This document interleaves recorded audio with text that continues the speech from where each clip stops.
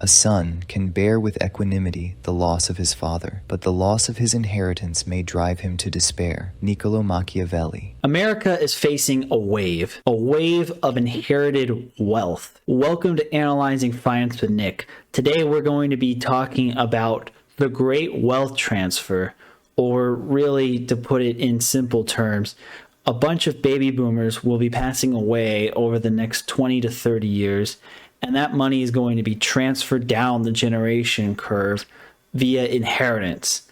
The question is, how big is this great wave of money going to be? And will this great wealth transfer be the solution to a lot of the problems that are plaguing millennials and Gen Z?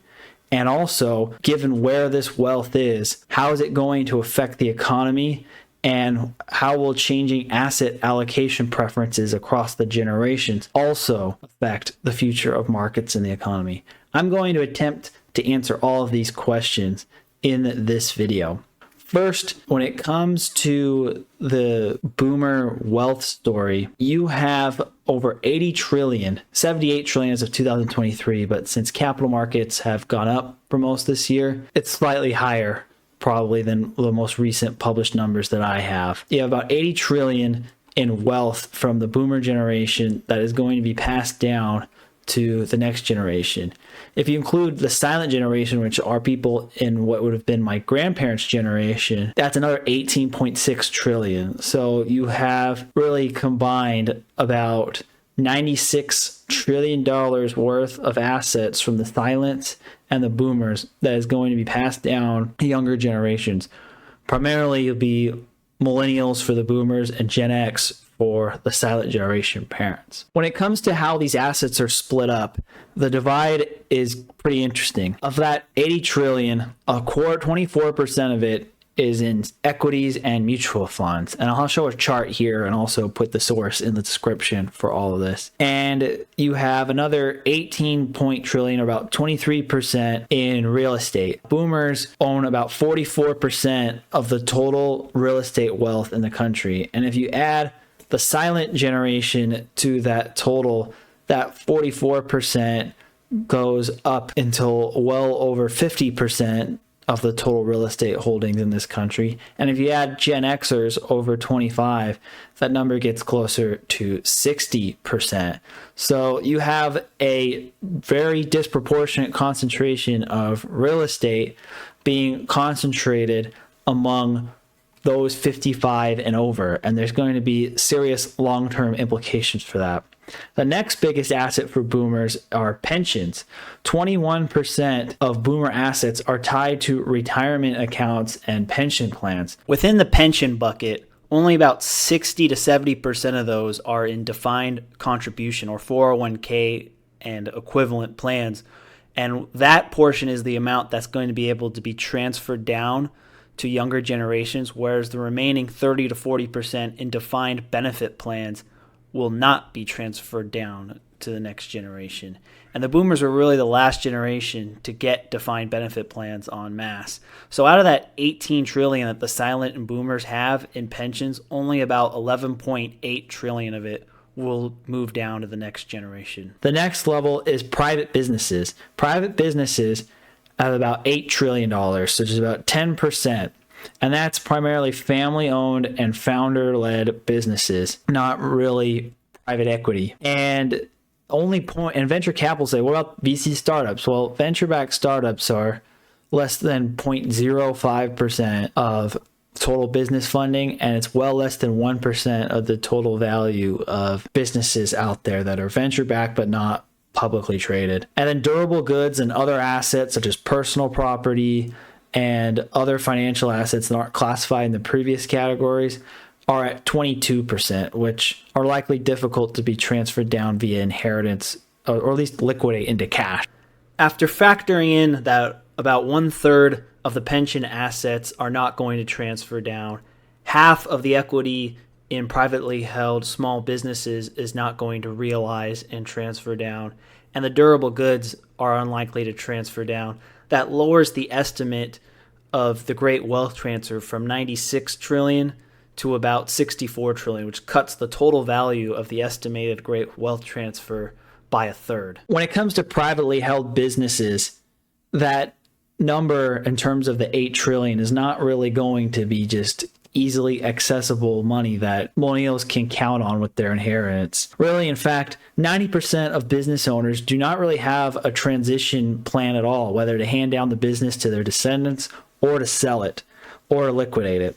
And sadly, 50% of businesses end from what people in the business broker business call killer Ds, which is death of the founder, divorce of the family business, and therefore a forced fire sale to cover the cost of divorce, disability, which the founder is no longer available to work, and he hasn't successfully made himself redundant enough for the business to keep going, or distress, like the company just simply financially fails. And so that's half that equity is going to be wiped out, really, just because of those type of things. And after that, it's about a 70-30 ratio. 70% of these businesses are going to sell, and the remaining 30% are going to be passed on to the second generation. And really, realistically, only 30% of those businesses that pass on the second generation are going to make it to the third generation. These are numbers I've gotten just from industry sources and conferences that I've attended that have discussed this kind of thing. And the value of the business, either based on the skill set of the founder, the relationships of the founder with customers, or a combination of the two, that they don't have that much value that when it's time to sell. The equity value is not nearly amount that based on like a perpetuity of what the cash flows would be, even a relatively high discount rate, because of these variables that I mentioned. The other thing is that 70% of entrepreneurs do not save for retirement. It's not, as more corporate employees are more likely just to set some money in a 401k and forget about it. Whereas if you're an entrepreneur, you're betting everything on your business, and your retirement plan is essentially either to keep running your business indefinitely, hand it off to family members who will run it for you and you get a dividend, or you sell the business and your liquidity event is going to be what your retirement is. And so a lot of that wealth trapped in businesses is going to be used primarily to finance retirements for the founders. Okay, so a lot of these businesses are going to sell at a much higher valuation and a much higher price than what would be needed for retirement. So there will be some coming down. Yeah, but it's going to be, let's just say instead of that 8 trillion number, it's probably going to be closer to 2 to 4 trillion. That's going to be coming down to heirs. And a lot of it will just be heirs who take over their business. And so you're just basically replacing one job that the millennial is having for another job, which is now the new owner of a family business. So that kind of explains the issues with the passing down concentrated businesses. The equities are pretty straightforward. Those will be pretty easy to transfer down. And then real estate. But there's also a dilemma when it comes to the real estate and the private business level. You have, and the private business level, it's more urgent because a lot of these businesses, the family and the heirs may not have the skills or the expertise to maintain the business.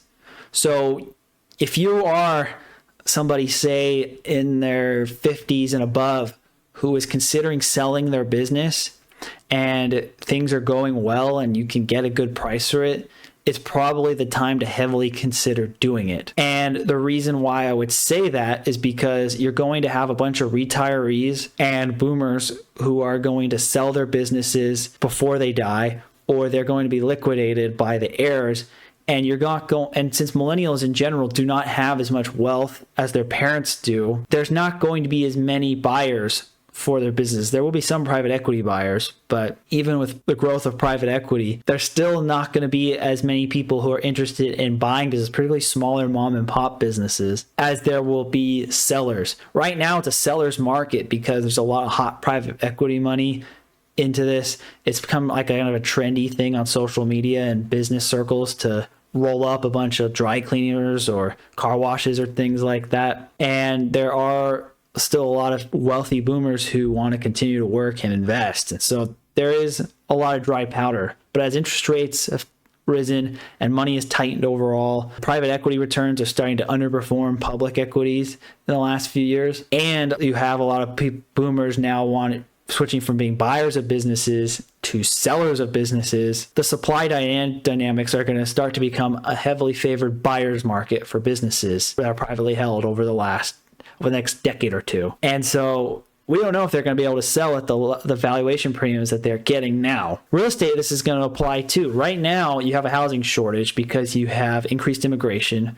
You had decades of low interest rates that caused people to lock their mortgages in low and pay much more house per dollar given how cheap mortgages were. And on top of that, you have a lot of millennials in family formation age and boomers living long and not selling their existing properties. When the boomers start to die, they're the first ones are hitting life expectancy now. That's why this great wealth transfer is even a topic on this channel. They're hitting life expectancy of 78 this year. 1946 where the first boomers were born, 2024, 78 years later. And as a lot of these boomers continue to pass on to the next world, you are going to have a glut of housing that's going to develop and not as many young people to buy it. Even if you have a surge of immigration, the new migrants are not going to have the same purchasing power to buy these houses at the current prices across the country. And the result is you're going to have a lower bid for housing, and a lot of this real estate value that is on the books right now as part of this 80 trillion could be worth a lot less, especially if a lot of these boomers die around the same time and you have a lot of inventory all of a sudden spiking up and going for sale.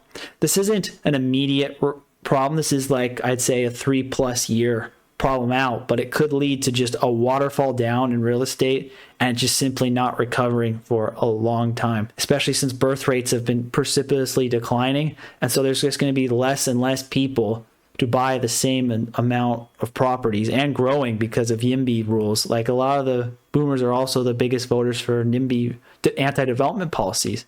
So if you have increased political will to develop more property and supply coming from a lot of boomers passing away, you're going to have a glut in property. I talked about this more in a Debunking the Doomer about the great housing shortage if you want to watch the full explanation. But the general idea is a lot of this housing wealth may not be as big of a boom.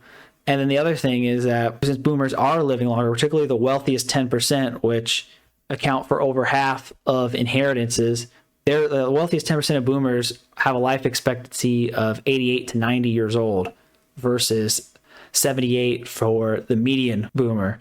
And so as a result, the ones with assets are going to live at least 10 years longer on average than the boomer didn't save for retirement. And so as a result, those who are expecting the big inheritance are likely going to get them at a far later age than previous generations. So getting these inheritance instead of in your 20s and 30s and early 40s, you're likely now to get them in your 50s and your 60s. And by then, you've probably already bought a house of your own, or you decided not to have a family. And so as a result, you don't need a house. And so instead of keeping this house and living it as your own for your parents, you may either sell it, or you will move in and sell the house you're currently living in. Or if it's split between a bunch of siblings, you sell it and split the proceeds. And so you're going to see a lot more sales, especially if you have smaller family sizes. A lot of these McMansions are not going to be needed. And so it can create this great wealth transfer of real estate may not be as big of a boon, especially if the cohort all passes away around the same time after millennials surpass their family formation age. This difference is also going to create an expectations gap, which we're already seeing in the numbers. If you've seen several surveys that show that millennials on average expect to get an inheritance of around $300,000 from their parents. However, the percentage of boomers planning on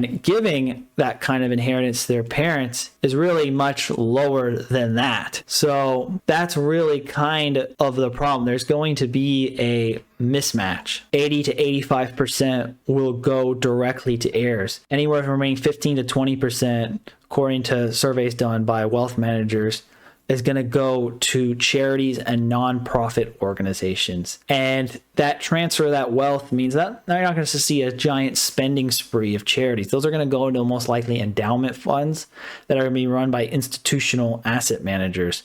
So instead of like retail investors individually managing their own money, or some financial advisors doing it on the private client level, that money is going to be changed in the hand of more institutional managers who may allocate more to alternatives, to private equity, or to international equity or other assets that are not very popular among retail traders, but are more popular among professional investors. And so as a result, you might see a more institutionally dominated market. And as a result, the biases and the more analytical framework that these people invest in might set the tone for future valuations. As I continue this, before I just have to give a disclaimer, since I do operate a wealth management firm myself, nothing in this video is investment advice. Please do your own research or due diligence, or consultate an investment advisor to have a more direct conversation about your needs. If you have any questions about personal investment or financial matters, do not leave them in the comments. It's instead better off to directly contact me or schedule a consultation and via email or through a Calendly link below. Now let's get back to the video that we got the disclaimer out of the way. You've got, with this wealth transfer down, you have a lot of expectation versus reality mismatch, because a lot of boomers do not plan on transferring their money to their kids. In fact, I've seen statistics saying as high as, according to a survey I saw from Ameriprise, 40% of boomers plan on not transferring all of their money to their children. And this is only interviewing wealthier boomers who have a material amount of assets, and instead giving it to charity or spending it before they die. The 68% of millennials and Gen Z expect an inheritance averaging $320,000, whereas only 26% of boomers and silent generations actually plan on leaving an inheritance. I think this mismatch is driven by a number of things. One, there's the boomer cultural mindset that thinks that their kids should have to earn it on their own like they did. And so as a result, they don't really believe in giving their kids a leg up, or just are more selfish in general and prefer their own consumption. If you want more comments on that, watch my reaction to Rudyard Lynch and Woodall Fault Hist's video commenting on the boomers. But there are some numbers to show that with their inheritance preferences, it's not going to look too kind to millennials. The other thing is that longer lifespans and fear of outliving one's retirement, especially among higher income and higher wealth level boomers who are going to likely make it to 90, means that they might have to use a lot of their wealth on end of life care or having nurses live at home to take care of them when they're not mobile enough to take care of themselves, or any other medical costs. And so even if they don't, and since these numbers are uncertain and their inflation tends to be higher than CPI, how much they can afford for that versus spending now or giving to their kids, whether helping them buy a house now or helping them with things now, or just simply planning on future inheritance. And there's also a lack of communication. Only 25% of families have discussed their wealth transfer plans explicitly, even though it's a very important topic. There's a lot of lack of communication. So what's the implication of the expectation versus reality gap? One, a lot of people who are building their financial plans, maybe they're taking on a little more leverage, buying a little more house they can't afford, or living a lifestyle that may not be sustainable based on their current income or savings, are counting on inheritance that may not come. And so if you think the boomers have a problem with not saving for retirement, the millennials are going to have a worse problem when it comes to saving for retirement, because a lot of the boomer wealth is going to be and selling those same stocks they bought in their 401ks on the way up. And so they're not going to have the wave of bigger, younger generations to keep funding it like the boomers did. So like when millennials retire, Gen Z is smaller. The next generation is even smaller than that. Where is going to be the funds and the inflows to keep stocks going up despite the outflows of 401ks for retirees? There are corporate buybacks and other institutional buyers and other participants in the markets that create wealth. So it's not solely driven by 401k flows, but 401k flows have been, since their advent and becoming popular in the 80s, a real big driver for the consistent bid in US equity markets over the last 40 years or so. That's one problem. And then the other problem really is, again, a lot of these people are going to be selling relatively at the same time, which could depress valuations. So let's just say you're going to get these inheritances, but they're going to be less than expected. And there might be some political backlash too, because a lot of millennials are like, hey, wait, I thought the one silver lining to all my parents' generation having all the wealth is I would get a bigger inheritance to make up for the fact that my income did not catch up with my parents. When the reality is the inheritance may not be there. The other thing that's factoring this in is the estate tax. If not extended, the brakes for estate tax are going to drop significantly. Like instead of about $13 million of an estate being reserved right now to be exempt from inheritance tax, that number is going to drop down to $6 million through the sunset clause of estate tax cuts. And of properties that people thought they could count on through Prop 13 protections to be able to live in are going to get rid of. They're going to inherit this property, great, but the property tax is going to be a lot higher than their parents had to pay because the step-up basis has gone away in California, and there's likely similar provisions in other states. So even if the inheritance size is the same amount, the chance that the after-tax ratio of inheritance that millennials will be able to keep relative to their parents were able to keep is going to be quite low just because of the politics surrounding it. And with a U.S. government that is spending above their means and tax hikes being politically unpopular, estate tax hikes are a lot easier to sell than general income tax hikes because there's a small portion of people whose inherited wealth is going to be more than the estate tax maximum. Like only about 1% of Americans have an estate more than $11.6 million. And even if you have the lower 6 million adjustment, it's still less than 5% of Americans have an estate that big. So 95% of people are going to get their inheritance without inheritance taxes. So it'll be easy for them to vote to punish the quote unquote old money by voting in favor of increasing inheritance taxes versus increasing direct income taxes. And so that is also a dynamic here that's going to be challenging. Like the politics of estate taxes is going to be one of the biggest issues discussed on Washington, especially among the higher echelons of society. The other thing, really, implication of this great wealth transfer is the level of debt. Millennials, adjusted for inflation, have the highest levels of non-housing consumer debt and of mortgage debt than any generation at the same age on a per person basis. The absolute level of mortgage debt is lower because the home ownership of millennial rates is a little bit lower, but on a per capita basis, it's the highest. And overall consumer debt, if you count credit cards and student loans and auto loans, is at highs. So a lot of that wealth is simply going to be going to paying off these debts. And it will help the balance sheet overall for the country to do that, which means there probably will be an increase of consumption because if you're not spending that money servicing debt, it'll be free to spend on other things. On top of that, millennials and Gen Z tend to have very different investment priorities than boomers do. First, on the asset class level, since most of the adult lives of millennials and of Gen Zs, you had interest rates near record lows, bonds are not very popular among younger generations, just either due to like not being aware of them because they weren't really generating a worthwhile yield, or just because people feel like in the financial nihilistic sense of the world that they need to catch up and the returns on bonds are not needed enough to catch up for the fact they're behind relative to their parents at the same age. So a lot of fixed income that is owned by older generations is likely going to be reallocated outside of bonds into more risky investments.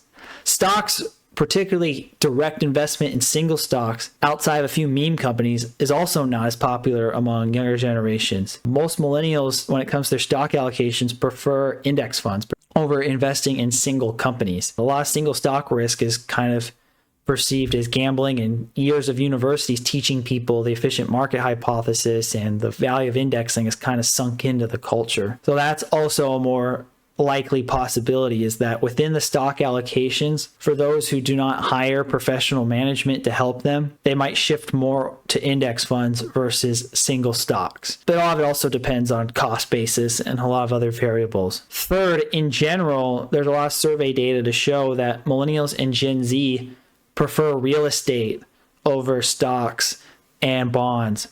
And cryptocurrency is very popular among Gen Z in particular. And so you could see a boost to those asset classes on a relative basis. I'd say real estate more than crypto in terms of inflows. But the danger really here is that all these people have this dream to buy real estate because of the past performance of real estate doing so well because of the current housing shortage. It may not do so well the next 20 years. And crypto is kind of a financial nihilist kind of catch up trade, and that might become less popular too. So this could be a giant, great misallocation of wealth away from income producing businesses and assets into residential real estate and into cryptocurrency. Residential real estate, particularly Airbnbs, are very popular among Millennial and Gen Z. They like the idea of owning a second home and then renting it out for when they're not using it for vacation. And the whole idea, again, so they're going to have the supply boost and less bids. You might have more investors buying, and a lot of people may be putting these on the market, whether it's vacation rentals or rentals, but that's going to have a decrease in rents because unless if you have a massive surge of immigration, there's simply just going to be less younger generation people to either rent out or buy these properties. And so it doesn't really change the matter if you have more investors chasing it. Might hold up the valuations a little bit longer in the short term, but it's going to have the supply and demand will eventually catch up. But I think that you will, as a result of this, you might see allocation away relatively from stocks and into real estate in the short term due to demographic preferences. I don't know if these are strong enough to really influence the market, but I'm just talking about possible implications here. The other implication to this too is that it is possibly going to widen existing inequality data because a lot of these people had less children than previous generations. And so previously, inheritances were split up in families of 3, 4, 5 kids possibly. Now they're being more split up in families of 1 or 2 kids. The most interesting, though, implication is what about childless people? Where is all the inherited wealth going to go for childless people, which are continuing to grow as a greater percentage of the wealthy? I mean, I guess a lot of that could be going to charity. A lot of that can be surprise inheritances from people who don't expect. That's probably more where the wild card is in terms of unexpected wealth that would really drive windfall types of consumption, is the unexpected inheritance from the childless relative or friend that you get. I haven't really seen much data on this, on where these type of people like to pass on their wealth, but that's another possible implication of the great wealth transfer. So overall, why does this matter? First, it matters because a lot of boomer money is going to be moving into younger hands.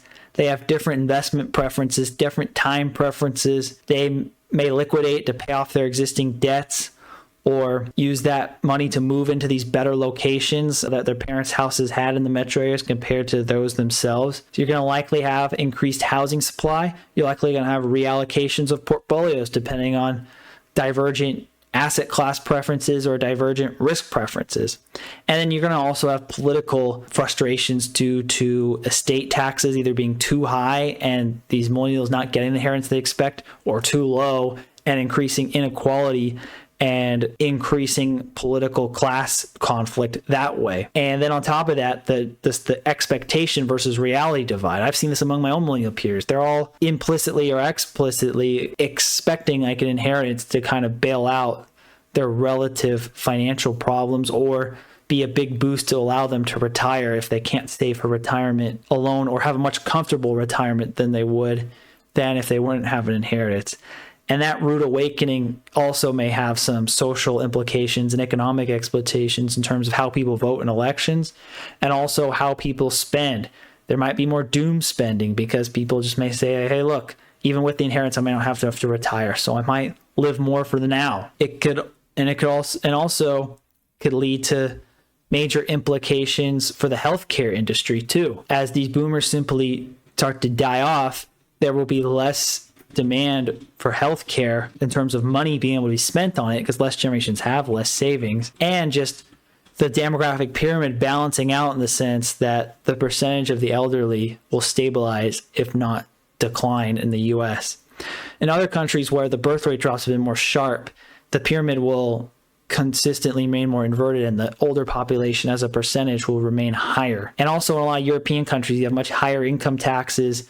Some of them have outright wealth taxes, and you have wealth concentrated in fewer old money families. So the implications of a big wealth transfer from, say, like the new money and the upper middle class and the middle class families down is not going to have the same economic stimulus potential in Europe and in Japan as it does in the United States of America. I know I've rambled a lot on this, but there's just a lot of implications to cover on the great wealth transfer. Let me know if you have any questions or comments, if you disagree, and are you expecting an inheritance yourself? And if you are expecting inheritance yourself, what do you plan on doing with it? I'd love to hear that in the comments as well. Thank you all for watching. And again, none of this is investment advice. And if you want to talk about your specific financial situation, please do not leave it in the comments. Instead, directly contact me through a contact form or email. Thanks for watching.